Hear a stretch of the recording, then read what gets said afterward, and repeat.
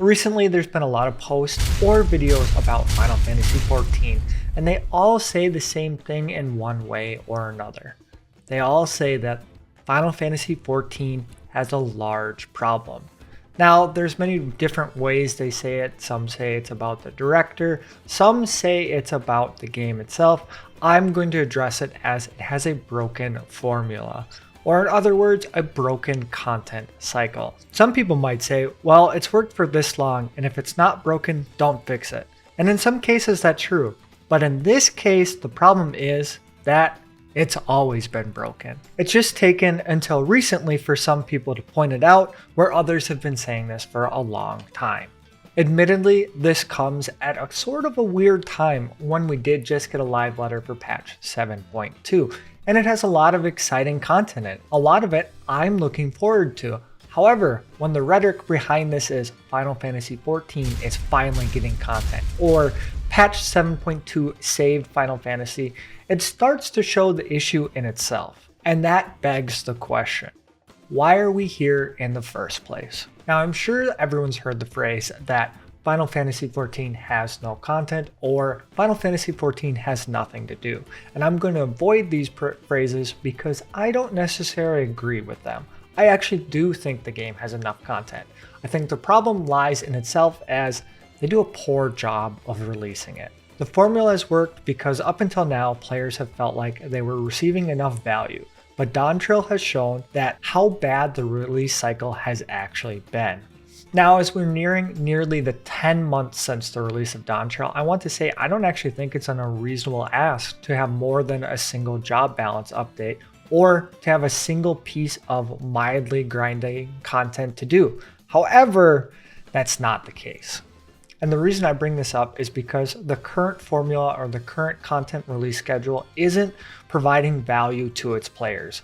And when you do this repeatedly and don't provide value to the players, eventually they just won't come back. Just because you don't want your game to feel like it's a job doesn't give you an excuse to not give the players and the majority of players a reason to play your game. And at the price tag of $15 a month, it's hard pressed to say that you've gotten your money's worth since the release of Dawntrail. The only piece of non-rating content that we've gotten in the last 10 months is a tribe quest. And I would really like someone to push the argument that for the price tag of around $150, a single tribe quest, a dungeon, and 5 hours of MSQ content was worth your time. Now, that last statement is a little bit misleading. I do understand that we do get a little bit more content than just a single tribe quest in a patch. However, since an MSQ that ranges from 2 to 5 hours and a single dungeon, with most of the time us getting a trial for every single patch since 4.1, I excluded that from my list because it's pretty static across the board. So here on the screen is a bunch of images that I'll have, and I have it from every single patch since 4.1. Now, don't get too caught up on the categorization, as I do have hardcore here, I have midcore and core, and this is just basically so I can split up the content so it's a little bit easier to visualize. Generally, hardcore is going to be some of high-end rating tier content, whether it be Savage or Ultimate. Mid-core is most of the part that I want to focus on, but this is any amount of content that is more grindy, a little bit challenging, but not so challenging that the average player can't go in. It just requires a little bit of time investment. And core, basically it means regardless of what type of player you can participate in this type of content. Once again, don't get too hung up on it. That's just for me to categorize and show what we are getting. So I'm going to run through these really quickly and per expansion, but in hardcore content in 4.1, we did get a new ultimate, and in addition of that, this is the first time that there was an ultimate in Final Fantasy XIV. It's a huge piece of content, and it's something that takes a lot of time to develop, I imagine. So it's for a very niche and small audience, however. Then we did get Rival Wings for the first time, and then as most people know and as categorized at the top, our odd number patches are generally for Alliance raids. So that's what we got in 4.1. And then we got a tribe quest. represented by our little friend Lolaferet here, and then we got a new map and then custom deliveries. This is all the content that we got in 4.1, and the most grindy bit would probably, if you want to argue, is the addition of rival wings in PvP. Now in 4.2, it's a raid tier. This is probably the big thing that everyone looks forward to in these type of even number patches. And then even though hard mode dungeons aren't really a thing anymore, this is where we did start to add them. They end in the Stormblood. So 4.2, we did get a hard dungeon. And even though it is in the 4.25, this is a giant zone of Eureka Animos. So 2 months after the initial release of the patch, we got the first exploration zone. 4.2, I would say that it added a ton of content for the longevity of the game because it's the first time that they added the, what am I going to forget the name of this? This is the fashion report and the glamour dresser. So probably two of the biggest additions of the game that it's ever had. Especially the glamour dresser were added in 4.2. So I would say 4.2 did a great job of adding endless content. 4.3 had a second ultimate, Heaven on High, another alliance raid, and Eureka Pagos with the addition of a tribe and a custom delivery. Now 4.4 is a raid tier and more additions to Eureka. I want to reiterate that Eureka is probably huge zones, huge amounts of content. We're talking 60 to 70 hours worth of content per zone easily. With the hard dungeon, it got a new map and then the expansion of the Dome and Enclave. And 4.5 got Baldesian Arsenal, a Blue Mage update, or Blue Mage for the first time. I believe I wasn't playing at this time, so someone can correct me if I'm wrong. An additional map to Rival Wings and Alliance Raid, and Eureka Hydatos with the addition of a new gate in PV or in Golden Saucer, a custom delivery, and for the first time ever, we did get Mahjong. So I'd say Stormblood did a great job at adding a metric ton of content.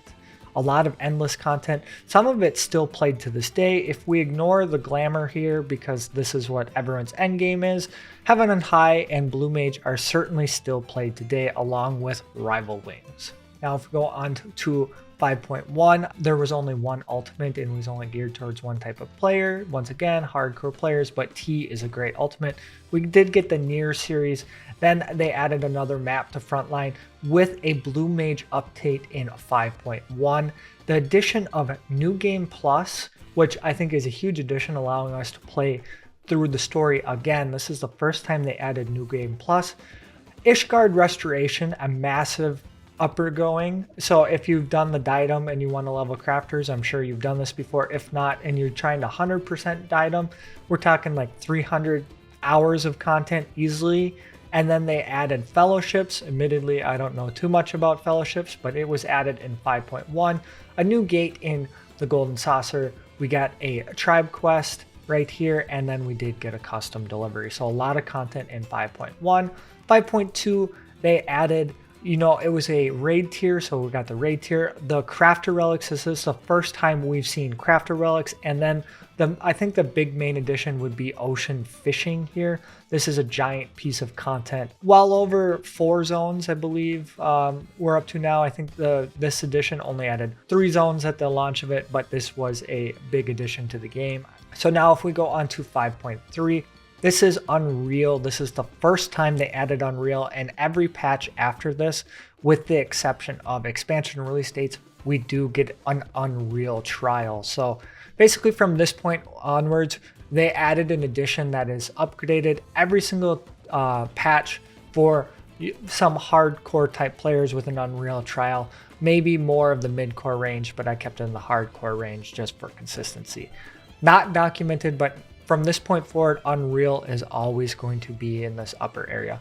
Then we got a new raid tier, and then it was actually 5.35. We got Bajra. Bajra is a massive zone. I would say this is massive amount of content that the game added at this time. Then once again, we got a tribe quest and custom deliveries. 5.4, we got a raid tier, and then I'm going to actually talk about a Blue Mage update here, and then this is going to be Dalariata and Dalariata Savage. Dalariata is more for everyone, and Dalariata Savage is more of a Baltesian Arsenal type high-end duty event. And then they did add a new map and a new addition to the Golden Saucer. 5.5, they added was a new custom delivery, an alliance raid, Zadnor, which ends the relics, and then a luxury trader for those who have a ton of gil. I would say other than Zadnor, not a lot of content, but Zadnor had enough to keep people occupied. Now, if we go into 6.1, we got an ultimate in 6.1 with DSR. Then we got a rework of the Feast, and it turned into Clustering Conflict, an alliance raid, and then the addition of Adventure Plates. I think Adventure Plates is a huge addition to the game. It gives the people something else to look forward to other than just glamour. So I think this is a huge addition to the game, a very good thing. I actually think this is probably the best piece of content that they added in 6.1. You can argue with that, but I believe this is going to be for everybody, where some of this other content is very niche. Going to 6.2, we got a raid tier, and then we got our first ever variant dungeon, and then the Criterion Savage dungeon. Now, I do think this was sort of a miss in terms of what the players have been looking for, even though I think it's a great piece of content that they added. I think it's a very fun thing to do. I just don't think it attracted that amount of people. I could be wrong on that. And then Island Sanctuary, the perception on this is sort of like variant dungeons. I think people just respond better to a Eureka type zone other than single player type activities like this game has sort of been pushing, and massively online game that is very catered towards a single player audience. I get it, but also at the same time, I'm not going to get into that point. 6.3 added a ultimate. It added a deep dungeon with Eureka Orthos. It added a new Crystalline Conflict map and an alliance raid with the addition of a map and an island update, and an update to a golden saucer gate. A lot of content here. I think 6.3 might have been one of their more packed patches, in my opinion, just because of how replayable Deep Dungeon is. 6.4, we got a Blue Mage update. We got Criterion Dungeon number 2 and Variant Dungeon number 2 with the addition of Island Sanctuary type they just expanded on it. Same with 6.5, we got another Variant Dungeon, and it's basically the same as 6.4, but replace a raid tier with an alliance raid. So this is kind of lacking in the content front just because Island Sanctuary didn't really hit home. And now, why do I bring all of this points up for when we go into 7.1? Because even though I love the alliance or the chaotic raid and the ultimate with Fru and, you know, what would it be, the chaotic darkness raid of whatever, this audience is not for everyone's a very niche piece of content. So the only piece of content that everyone really got in all of 7.1 is the alliance raid and the tribe quest and custom delivery. We did get a housing update, but since half the community can't afford a house because of how the housing system is currently, doesn't really affect a lot of people. So in the last 10 months, the only piece of content that you got was an alliance raid. Why won't I write? An alliance raid, a tribe quest, custom delivery, a dungeon, and 5 hours of story. If you aren't a hardcore raider, that's 10 months of activities that a lot of people might only do once. And this is, if you do all of the content and you log in every single day, is like 21 days of doing 3 tasks that take a total of 10 minutes to get max rank to get all of the rewards for 10 months. Now, the reason I point all of that out and the problem with all of that is because we're going to have all of this content that they've promised, and we couldn't get any of it in this 10-month gap. We couldn't have gotten, I don't want to say they could have added the new Eureka 2 zone here at all, but we couldn't have gotten, Cosmic Exploration, which we did get Iskard Restoration in 5.1, so I think it would have been a great spot to put it right here. They're going to add Beastmaster. We know we're going to get a Blue Mage update. We know we're going to get a deep dungeon of some sort, and we know we're going to get variant dungeons along with numerous number of Eureka updates and probably Cosmic Exploration updates. We couldn't have found any place to move any of this content They have so much value, and it just seems like they backload patches. And I do understand backloading patches to some extent because we did just get a new expansion. However, when the only piece of content that we got that really applies to all players is right here in 10 months, with them like unwilling to update the game regularly with like job patches and balance patches, it gets a little bit frustrating.